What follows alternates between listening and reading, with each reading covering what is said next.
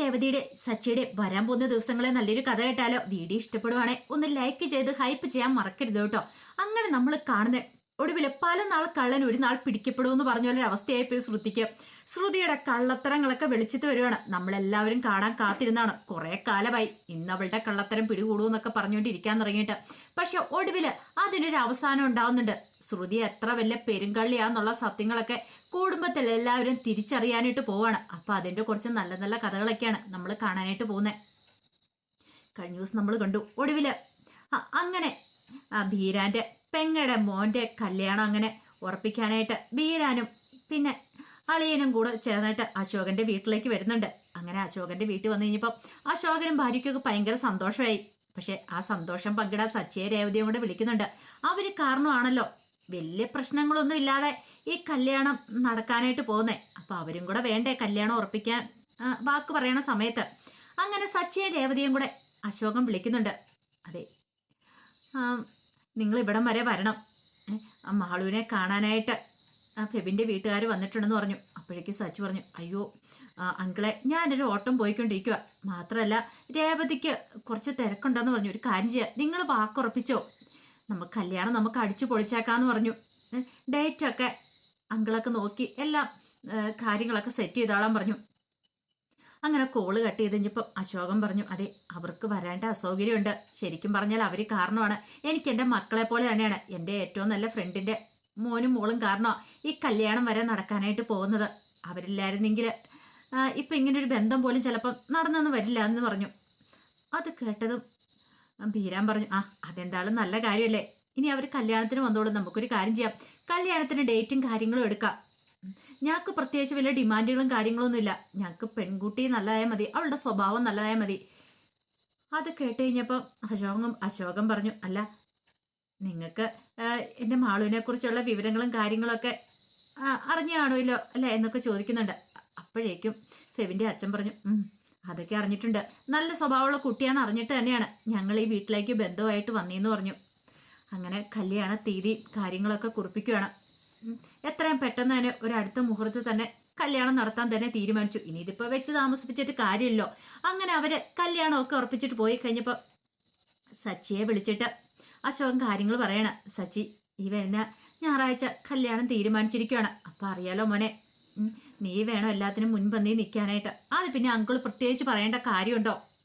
എല്ലാത്തിനും ഞാനും രേവതിയൊക്കെ മുൻപ് തന്നെ കാണുമെന്ന് പറഞ്ഞു. ഭയങ്കര സന്തോഷത്തിലായിരുന്നു സച്ചി. അങ്ങനെ വീട്ടിലേക്ക് വന്ന് രവീന്ദ്രനോട് ഈ കാര്യങ്ങളൊക്കെ പറയുന്നുണ്ട്. എല്ലാം കേട്ട് കഴിഞ്ഞപ്പോൾ രവീന്ദ്രൻ പറഞ്ഞു, നിനക്ക് അതിൻ്റെ അനുഗ്രഹം ഉണ്ടാവൂടെ മോനെ. കാരണം അശോകന് 2 പെൺമക്കളാണ്. ഓടി പാഞ്ഞ് നടക്കാനായിട്ട് ഈ പറയുന്ന ആൾക്കാരൊന്നുമില്ല. നമ്മൾ വേണം എല്ലാത്തിനും മുൻപന്തി നിൽക്കാനായിട്ട്. അതുമാത്രമല്ല നമ്മളെ കൊണ്ട് പറ്റുന്ന സഹായം ചെയ്തു കൊടുക്കണം. കല്യാണമല്ലേ, പെൺകുട്ടിയുടെ കല്യാണം ആകുമ്പോൾ കുറേ ചിലവുകളും കാര്യങ്ങളും ഉണ്ടാവും. ഈ പറയുന്ന അശോകനാണ് റിട്ടയർ ആയിട്ടിരിക്കുന്ന സമയം. പിന്നെ ബിന്ദുവിന് കുറേ അസുഖങ്ങളും കാര്യങ്ങളൊക്കെ ഉള്ളതുകൊണ്ട് അത്രയും പൈസയും കാര്യങ്ങളൊന്നും ഇല്ല. അപ്പോഴേക്കും സച്ചി പറഞ്ഞു, അതെ എന്നെ കൊണ്ട് പറ്റുന്ന രീതിയിൽ ഞാൻ സഹായിക്കാന്ന് പറഞ്ഞു. ചന്ദ്രമതി പറഞ്ഞു, എന്താ അവർക്കറിയാമല്ലേ പെണ്ണിനെ കെട്ടിക്കാനുണ്ടായിരുന്ന, ഇപ്പോഴാണോ അവരതിനെക്കുറിച്ചൊക്കെ ചിന്തിക്കണമെന്ന് ചോദിച്ചു ചന്ദ്രമതിയോട്. അപ്പോഴേക്കും രവീന്ദ്രന് ദേഷ്യമായി. രവീന്ദ്രൻ പറഞ്ഞു, ചന്ദ്രെ നീ ഇങ്ങനത്തെ വർത്താനം പറയരുത്. ഇവിടെ നമുക്കൊരു മോളെ കെട്ടിക്കാനുണ്ടായിരുന്നെങ്കിൽ നമുക്ക് മനസ്സിലാവായിരുന്നു അതിന്റെ ബുദ്ധിമുട്ട് എന്താന്ന്. ഒരു പെണ്ണിനെ ഇറക്കി വിടുമ്പോഴോ അതിന്റെ ബുദ്ധിമുട്ട് എത്രയാണെന്ന് അറിയത്തുള്ളൂ. നിനക്ക് പെൺകുട്ടികളില്ലാത്തതുകൊണ്ട് അതിനെക്കുറിച്ചൊന്നും മനസ്സിലാകത്തില്ല എന്ന് പറഞ്ഞു. അപ്പോഴേക്കും ചന്ദ്ര പറഞ്ഞു, പിന്നെ എനിക്ക് പെങ്കൊച്ചുണ്ടായിരുന്നു ഞാൻ അന്തസ്സായിട്ട് കെട്ടിച്ചു വിട്ടേനം. അത് കേട്ടപ്പോൾ സച്ചി പറഞ്ഞു, എൻ്റെ അച്ഛനുണ്ടാക്കുന്ന പൈസയും കൊണ്ടല്ലേ. അത് കേട്ടപ്പോൾ ചന്ദ്രമതി പറഞ്ഞു, ഒന്ന് പൊയ്ക്കോണം അവിടുന്ന് എന്നും പറഞ്ഞുകൊണ്ട് ചന്ദ്രമതി ദേഷ്യപ്പെട്ടു. അങ്ങനെ ചന്ദ്രമതി ദേഷ്യത്തോടെ അങ്ങോട്ട് കയറിപ്പോയി. പിന്നീട് സച്ചിൻ രേവതിയും കൂടെ കണക്ക് കൂട്ടുവാണ്. കല്യാണത്തിന് ഇനി അധിക ദിവസമില്ല, എന്താണ് കൊടുക്കണ്ടേ, നന്നായിട്ട് എന്തെങ്കിലും കൊടുക്കുകയും ചെയ്യണമല്ലോ. അപ്പം രേവതി പറഞ്ഞു, എൻ്റെ കുറച്ച് ക്യാഷ് ഉണ്ട്, അത് ഞാൻ സച്ചേണ്ട് തരാമെന്ന് പറഞ്ഞു. അങ്ങനെ അവർ രണ്ടുപേരും കൂടെ ഒരു തുക സ്വരൂപിച്ച് രവീന്ദ്രനെ കൊണ്ട് കൊടുക്കുന്നുണ്ട്. അച്ഛ നമ്മുടെ വകയായിട്ട് നമ്മൾ കുറച്ച് പൈസ കൊടുക്കാം, അവർക്ക് പൈസയ്ക്കല്ല ഇപ്പം ആവശ്യമെന്ന് പറഞ്ഞു. രവീന്ദ്രൻ പറഞ്ഞു, അത് നല്ല കാര്യം മോനെന്ന് പറഞ്ഞു. അങ്ങനെ കല്യാണത്തിന് 2 ദിവസം മുമ്പ് സച്ചിൻ രേവതിയും രവീന്ദ്രനും ഒക്കെ ചെന്നിട്ട് അവരുടെ കയ്യിലുള്ളത്രയും പൈസ കൊടുക്കുന്നുണ്ട്. പക്ഷെ അശോകന് ഭയങ്കര സങ്കടമായിരുന്നു, വേണ്ടിയിരുന്നില്ല എന്ന് പറഞ്ഞു. അപ്പോഴേക്കും രവീന്ദ്രൻ പറഞ്ഞു, എടാ ഇത്രയല്ലേ എന്നെക്കൊണ്ട് സഹായിക്കാൻ പറ്റുള്ളൂ എന്ന് ഓർത്തിട്ടാ. അപ്പോഴേക്കും അശോകൻ പറഞ്ഞു, അല്ലെങ്കിൽ തന്നെ സച്ചിക്ക് ഞാൻ കാരണം കുറേ ബുദ്ധിമുട്ടുകൾ ഉണ്ടായിട്ടുണ്ട്. സച്ചി കാരണമാണ് ശരിക്കും പറഞ്ഞാൽ എനിക്ക് പിറക്കാതെ പോയ എൻ്റെ മകനെ പോലെ എനിക്കവന് അത് കേട്ട് കഴിഞ്ഞപ്പോൾ രവീന്ദ്രൻ പറഞ്ഞു, എടാ അങ്ങനെ വല്ലതും നോക്കാനുണ്ടോ? നീ ഇവനെ കുഞ്ഞുനാളിൽ എത്രമാത്രം എടുത്തുകൊണ്ട് നടന്നിരിക്കുന്നു. എനിക്ക് അന്ന് തുണയായിട്ട് നീയല്ലേ ഉണ്ടായിരുന്നുള്ളൂ എന്ന് ചോദിച്ചു. അത് കഴിഞ്ഞപ്പോൾ സച്ചി പറഞ്ഞു, അങ്കളെ അങ്കൾ ആ കാര്യം ഒന്നും ഓർത്ത് പേടിക്കണ്ട, കല്യാണത്തിന്റെ കാര്യങ്ങളൊക്കെ ഞങ്ങൾ നോക്കിക്കോളാം. രേവതി പറഞ്ഞു, മണ്ഡപം ഞാൻ റെഡി ആയിക്കോളാം, മണ്ഡപത്തിന്റെ കാര്യം എനിക്ക് വിട്ടു തന്നേരെ, അതൊക്കെ ഞാൻ ഡെക്കറേറ്റ് ചെയ്തോളാം, അങ്കിൾ എനിക്ക് പൈസ ഒന്നും തരണ്ടെന്ന് പറഞ്ഞു. അപ്പോഴേക്കും അശോകൻ പറഞ്ഞു, അയ്യോ മോളെ അത് പറഞ്ഞാൽ പറ്റില്ല, പൂവൊക്കെ മേടിക്കണേ പൈസ വേണ്ടേ? അതൊന്നും വേണ്ട, അതൊക്കെ ഞാൻ സെറ്റ് ചെയ്തോളാന്ന് പറഞ്ഞു. പിന്നെ ശ്രുതി പെണ്ണിനെ ഒരുക്കുന്ന കാര്യങ്ങളൊക്കെ ഏറ്റെടുത്തിട്ടുണ്ടായിരുന്നു, ബ്യൂട്ടീഷ്യനും കാര്യങ്ങളൊക്കെ അവൾ നോക്കിക്കോളാന്ന് പറഞ്ഞു. അതുകൊണ്ട് പിന്നെ ആ കാര്യത്തിലും പ്രശ്നങ്ങളും കാര്യങ്ങളും ഒന്നും ഉണ്ടായിരുന്നില്ല. പക്ഷെ ഈ പറയുന്ന ശ്രുതിക്ക് അറിയുണ്ടായിരുന്നില്ല ബീരാന്റെ പെങ്ങടെ മകനാണ് ഈ ഫെബിൻ എന്നുള്ള കാര്യങ്ങളൊക്കെ. അപ്പം കല്യാണം മാത്രമല്ലേ ഉള്ളൂ, എൻഗേജ്മെന്റും കാര്യങ്ങളും നടത്തുന്നുണ്ടായിരുന്നില്ല. അന്ന് മോതിരം മാറി കെട്ട് നടത്തുന്നു. അപ്പൊ അതുകൊണ്ട് ശ്രുതി ബീരാനും തമ്മിൽ ഒട്ടും കണ്ടിട്ടും ഉണ്ടായിരുന്നില്ല. പിന്നീട് ശ്രുതിയും കൂടെ കടയിലേക്ക് ചെല്ലുവാണ്. അങ്ങനെ കട ചെന്ന് കുറച്ച് സമയം കഴിഞ്ഞ് കഴിഞ്ഞപ്പോഴത്തേനും ഒരാള് ടാറ്റു അടിക്കുന്ന അങ്ങോട്ടേക്ക് വരുന്നുണ്ട്. അങ്ങനെ അയാൾ വന്ന് ടാറ്റു അടിക്കുന്ന കാര്യം ശ്രുതിയോട് ചോദിച്ചപ്പോൾ ശ്രുതി പറഞ്ഞു, അയ്യോ വേണ്ട വേണ്ട, എനിക്ക് പേടിയാ, എനിക്ക് കയ്യിലൊക്കെ ടാറ്റു അടിക്കുക എന്ന് പറയുമ്പോഴേ അത് പേടിയുള്ള കാര്യമെന്ന് പറഞ്ഞു. ശ്രുതി പറഞ്ഞു, എന്തിനാ ശ്രുതി പേടിക്കുന്നേ? എനിക്കിഷ്ടമുള്ള കാര്യമാണ്, ഒരു കാര്യം ചെയ്യാൻ, ഞാൻ അടിക്കാന്ന് പറഞ്ഞു. എന്തിനാ നീ എന്തിനാ ഇപ്പൊ കയ്യെ ടാറ്റു അടിക്കുന്നേ? അതെന്താ, എനിക്ക് പേടിയില്ലാത്ത കാര്യമെന്ന് പറഞ്ഞു. അങ്ങനെ ശ്രുതി കയ്യെ ടാറ്റു അടിപ്പിക്കുകയാണ്. അപ്പൊ അത് ശ്രുതിയുടെ പേരാണ് കയ്യെ കുത്തുന്നത്. ശ്രുതിക്ക് അത് കണ്ടപ്പോൾ ഭയങ്കര സന്തോഷമായി. തന്നെ അത്രയധികം ഇവള് സ്നേഹിക്കുന്നുണ്ട്, അതുകൊണ്ടാണ് തന്റെ കയ്യെ പേര് കുത്തിയെന്നൊക്കെയുള്ള ചിന്തയായിരുന്നു ശ്രുതിയുടെ മനസ്സിൽ. അങ്ങനെ വൈകുന്നേരം വന്നിട്ട് ചന്ദ്രമതിയോടൊക്കെ വലിയ വീമ്പർത്താനം പറയുന്നുണ്ട്. കണ്ടോമേ, ശ്രുതിക്ക് എന്നെ എത്ര ഇഷ്ടമെന്നറിയോ എന്നും പറഞ്ഞുകൊണ്ട് ശ്രുതിയുടെ കൈ കാണിച്ചു കൊടുക്കുന്നുണ്ട്. അയ്യോ ഇതെന്താ മോളേന്ന് ചോദിച്ചു. ഇത് ടാറ്റു അടിച്ചതാ. ടാറ്റോ? അത് വേദന എടുക്കൂലേ, സൂചിയും കൊണ്ട് കുത്തും, പിന്നില്ലാതെ വേദന എടുക്കൂന്ന് പറഞ്ഞു. അതെ, ഇവൾക്ക് എന്നെ അത്ര സ്നേഹമായിട്ടമ്മേ കൈ ടാറ്റു അടിച്ചെന്ന് പറഞ്ഞു. അപ്പോഴേക്കും രേവതി സച്ചി വർഷയൊക്കെ അങ്ങോട്ടേക്ക് വന്നു. സുധി ഇങ്ങനെ വീമ്പുറത്താനും പറയുന്നത് കേട്ട് കഴിഞ്ഞപ്പോഴത്തേനും വർഷ പറഞ്ഞു, ഓ പിന്നെ ഇഷ്ടമുണ്ടെന്ന് പറഞ്ഞിട്ട് കയ്യെ ടാറ്റു കുത്തിയിട്ട് വേണ്ടേ? ഇഷ്ടമുണ്ടെങ്കിൽ അത് മനസ്സിലുണ്ടായാൽ മതി, അതിങ്ങനെ കയ്യെ ടാറ്റു കുത്തിയിടണമെന്ന് ഒരു നിർബന്ധവും ഇല്ലെന്ന് പറഞ്ഞു. അപ്പോഴേക്കും ശ്രുതി പറഞ്ഞു, നിങ്ങൾക്കൊക്കെ പേടിയാ, വേദനയായിട്ടല്ലേ, അല്ലെങ്കിൽ അത്ര വലിയ ഇഷ്ടമൊന്നും കാണത്തില്ല, അതുകൊണ്ടാന്ന് പറഞ്ഞു. സച്ചി പറഞ്ഞു, എന്റെ പൊന്നു ശ്രുതി, ഇതൊക്കെ നിന്റെ വെറും തോന്നല് മാത്രല്ലേ, ഇതൊക്കെ വെറുതെ ആൾക്കാരെ കാണിക്കാനായിട്ട് ഷോ കാണിക്കാനായിട്ട് കൊണ്ടു നടക്കുന്നതല്ലേ. ശ്രുതിനെ ശരിക്കും ഇട്ട് നാണം കെടുത്തുന്നുണ്ട്. ഒടുവില് പറയാൻ പോയ ശ്രുതി ശരിക്കും നാണം കെട്ടുപോയി. അങ്ങനെ ഒടുവില് കല്യാണത്തിന്റെ ആ ദിവസം എത്തുവാണ്. എല്ലാവരും ഭയങ്കര സന്തോഷത്തിൽ തന്നെയായിരുന്നു. രേവതി സച്ചി ഒക്കെ നേരത്തെ പോയി. അപ്പൊ രേവതിയാണ് മണ്ഡപം കാര്യങ്ങളൊക്കെ അലങ്കരിച്ചിരുന്നത്. അങ്ങനെ കുറച്ച് കഴിഞ്ഞപ്പോഴത്തേനും ആദ്യം പെൺകൂട്ടർ വന്നു. പെൺകൂട്ടർ വന്ന് കുറച്ച് കഴിഞ്ഞപ്പോഴാണ് ചെറുക്കൻ കൂട്ടർ വരുന്നത്. അങ്ങനെ എല്ലാവരെയും കൂടെ ആനയിച്ച് അവിടെ അശോകനും കൂട്ടൊക്കെ സ്വീകരിക്കുന്നുണ്ട്. ഈ സമയത്ത് ബീരാന് ഓരോ കാര്യങ്ങൾക്ക് വേണ്ടിയിട്ട് ഓടി നടക്കുമായിരുന്നു. അപ്പൊ ഈ പറയുന്ന ശ്രുതിയോ രേവതിയോ സച്ചിയോ ഒന്നും ബീരാനെ കണ്ടിട്ടുണ്ടായിരുന്നില്ല. കുറച്ച് കഴിഞ്ഞപ്പോൾ ശ്രുതി വന്ന് നോക്കുമ്പോഴത്തേനും ബീരാൻ അവിടെ നിൽക്കുന്നുണ്ട്. ഒരു നിമിഷം ശ്രുതി ഞെട്ടിപ്പോയി. താൻ കാണുന്ന സത്യമാണോ എന്നൊരു ചിന്ത ശ്രുതിയുടെ മനസ്സിലുണ്ടാകുന്നുണ്ട്. പെട്ടെന്ന് ശ്രുതി ബീരാനെ വിളിച്ചോണ്ട് അങ്ങോട്ട് പോവാണ്. എന്തിനാ നിങ്ങൾ ഇങ്ങോട്ടേക്ക് വന്നേ? സത്യം പറ, നിങ്ങൾ എന്തിനാ ഇങ്ങോട്ടേക്ക് വന്നേന്ന് ചോദിച്ചു. എന്നെ കൊല്ലാനാണോന്ന് ചോദിച്ചു. അപ്പോഴേക്കും ബീരാൻ ചോദിച്ചു, നീ എന്താ ഇവിടെയെന്ന് ചോദിച്ചു. അതെ, എൻ്റെ അച്ഛൻ്റെ ഏറ്റവും വലിയൊരു കൂട്ടുകാരനായി അശോകനങ്ങള് അങ്കിളിൻ്റെ മോളുടെ കല്യാണം എന്നു പറഞ്ഞു. അതെ, എൻ്റെ പെങ്ങടെ മോനാണ് ഈ പറയുന്ന ഫെബിന് എന്ന് പറഞ്ഞു. പെങ്ങടെ മോനോ? അതെ, അവൻ്റെ കല്യാണമെന്ന് പറഞ്ഞു. അത് കേട്ടപ്പോൾ ശ്രുതി ഞെട്ടിപ്പോയി. ദേ ബീരാനെ, ഒരു കാര്യം പറയാം, നിങ്ങൾ എങ്ങനെയല്ലേ ഇവിടുന്ന് പോവും, അല്ലെങ്കിൽ പ്രശ്നമോന്ന് പറഞ്ഞു. പോവാനോ? എങ്ങോട്ട്? എനിക്ക് പോകാനൊന്നും പറ്റില്ല. അപ്പോഴേക്കും ബീരാനെ അവിടെ നിന്ന് വിളിച്ചു. ജയരാജ് എങ്ങോട്ട് വന്ന് ദക്ഷിണ കൊടുക്കാൻ സമയമായെന്ന് പറഞ്ഞു.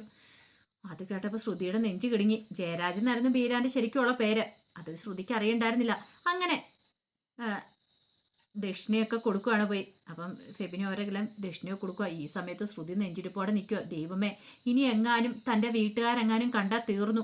പിന്നീട് ശ്രുതി ബീരാനെ വിളിച്ചുകൊണ്ട് പോയിട്ട് പറഞ്ഞു, ദൈവത്തെ ഓർത്ത് കെട്ട് കഴിയുന്നോടം വരെ ഇങ്ങോട്ടേക്ക് വരരുത്. ആ സച്ചിയുടെയും രേവതിയുടെ ഒക്കെ കണ്ണിപ്പെട്ടുണ്ട്, തീർന്നു. എങ്ങനെയെങ്കിലും ഒന്ന് മാറി നിൽക്കാൻ പറയണം.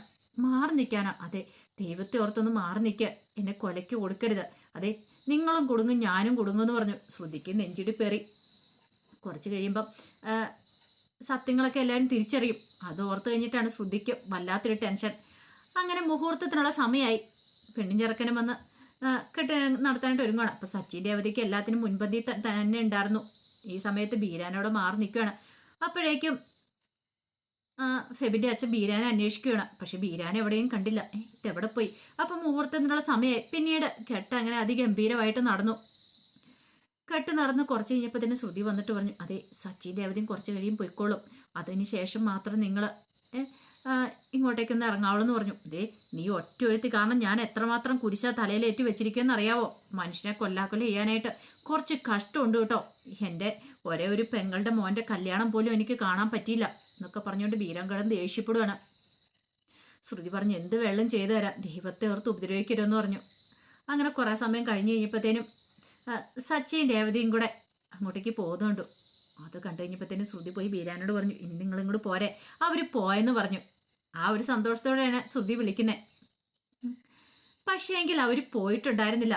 അവർ കുറച്ച് കഴിഞ്ഞ് അങ്ങോട്ട് വരുമ്പോഴത്തേനും ബീരാനെ കാണുവാണ്. ബീരാനെ കണ്ടു കഴിഞ്ഞപ്പോൾ ബീരാൻ്റെ അടുത്ത് നിന്നിട്ട്, ഇത് ശ്രുതിയുടെ ഇളയച്ചനല്ലേന്ന് ചോദിച്ചു. ബീരാൻ ഒരു നിമിഷം ഞെട്ടിപ്പോയി. അത് പിന്നെ ബീരാന് മനസ്സിലായ തൻ്റെ കള്ളത്തരം പിടിക്കപ്പെട്ടെന്നുള്ള കാര്യങ്ങൾ. അപ്പോഴേക്ക് സച്ചി ബീരാനെ കയ്യോടെ പിടികൂടി കൊണ്ടുപോകണം. എന്നിട്ട് സത്യം പറ, നിങ്ങൾ ശ്രുതിയുടെ ഇളയച്ചനാന്നും പറഞ്ഞു വന്നല്ലേന്ന് ചോദിച്ചു. അപ്പോഴാണ് ഫെബിന്റെ അച്ഛൻ അങ്ങോട്ടേക്ക് വരുന്നത്. ആഹാ ജയരാജൻ, നീ ഇവിടെ നിൽക്കുമായിരുന്നോ?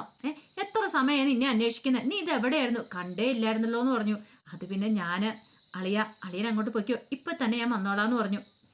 അപ്പോഴേക്കും സച്ചി ചോദിച്ചു, അല്ല ഇയാളുടെ പേര് ജയരാജൻ എന്നാണോ? അറിയത്തില്ലേ, ഇതെന്റെ ഓരോരോ അളിയനാന്ന് പറഞ്ഞു. ജയരാജൻ എന്നാ പേര്. ഇറച്ചി വെട്ടുകട നടത്തുവാന്ന് പറഞ്ഞു. ഓ അങ്ങനെയാണല്ലേ. അങ്ങനെ പരിചയപ്പെടുത്തുവാണ് ഫെബിന്റെ അച്ഛന്. ബീരാൻ ആകെപ്പാടെ വിളറി വെളുത്ത് നിൽക്കുക, എന്ത് ചെയ്യണമെന്ന് അറിയില്ല. ബീരാൻ ആദ്യം അഭിനയിച്ച നാടകത്തിലെ പേരാണ് ബീരാൻ എന്നുള്ള കാര്യങ്ങളൊക്കെ അയാൾക്കല്ലേ അറിയുണ്ടായിരുന്നുള്ളൂ. എന്ത് ചെയ്യാൻ പറ്റും, വിളറി വെളുത്ത് നിൽക്കുക. ഒടുവിൽ ഫെബിന്റെ അച്ഛൻ അങ്ങോട്ട് പോയി വലിയ കാര്യമായിട്ട് എടുത്തില്ല. സച്ചിൻ രേവതി കൈയോടെ പിടികൂടി ചോദ്യം ചെയ്യുന്നുണ്ട്. അയാൾക്കാണ് എന്ത് ചെയ്യണമെന്ന് അറിയത്തില്ല. ഒടുവിൽ ഇളയച്ചനായിട്ട് അഭിനയിച്ചാന്നുള്ള സത്യങ്ങളൊക്കെ പുറത്തു വരുവാണ്. സച്ചിൻ രേവതി വിടാൻ പോകുന്നുണ്ടോ? കുറച്ച് നാളായി ശ്രുതി കള്ളത്തരം കാണിക്കുന്നത്. ഒടുവില് നേരെ ബീരാനെ വിളിച്ചോണ്ട് വീട്ടിലേക്ക് പോവാണ് കള്ളത്തരം പിടികൂടാനായിട്ട്. ഇതൊന്നും പക്ഷെ ശ്രുതിക്ക് അറിയുന്നുണ്ടായിരുന്നില്ല. ശ്രുതി ഭയങ്കര സന്തോഷത്തോടെ വീട്ടിലേക്ക് വന്നത്. ഇനിയിപ്പം പിടിക്കപ്പെടാനൊന്നും പോകുന്നില്ല, കല്യാണം എല്ലാം കഴിഞ്ഞല്ലോ എന്നൊരു ചിന്തയോട് കൂടിയിട്ടായിരുന്നു പോകുന്നത്. പക്ഷേങ്കില് കുറച്ച് കഴിഞ്ഞപ്പോൾ സച്ചിൻ രേവതിയും ബീരാനെയും കൂട്ടിക്കൊണ്ട് വന്ന് കോളിംഗ് ബെല്ലടിച്ചു. ശ്രുതി സന്തോഷത്തോടെ പോയി കഥ തുറന്ന് നോക്കുകയുമ്പോൾ കാണുന്ന കാഴ്ച ബീരാനെയും കൂട്ടിക്കൊണ്ട് സച്ചിൻ രേവതിയും വന്നു നിൽക്കുന്ന. ഒരു നിമിഷം ശ്രുതി ഞെട്ടിത്തെറിച്ചു പോയി. ശ്രുതിയുടെ കാര്യത്തിൽ ഒരു തീരുമാനമായെന്നുള്ള കാര്യം ഉറപ്പായി. ഇതൊക്കെ അറിഞ്ഞു കഴിയുമ്പോൾ ചന്ദ്രമതി മിക്കവാറും അടിച്ചിറക്കാനുള്ള വകുപ്പുണ്ട്. അതിൻ്റെ കഥകളൊക്കെയാണ് നമ്മൾ കാണാൻ പോകുന്നത്. ആ വിശേഷങ്ങൾക്കായി നമുക്ക് എല്ലാവർക്കും കാത്തിരിക്കാം കേട്ടോ. എന്തായാലും കുറേ കാലമായി എല്ലാവരും പറ്റിച്ചോട് നടക്കുന്നത്. ഇത്തവണയെങ്കിലും ഇതിനൊരു അറുതി ഉണ്ടാവും നമുക്ക് വിശ്വസിക്കാം. അപ്പം എല്ലാവർക്കും ഒരിക്കൽ കൂടി ശുഭരാത്രി നേർന്നുകൊണ്ട് നിർത്തുന്നു. നന്ദി.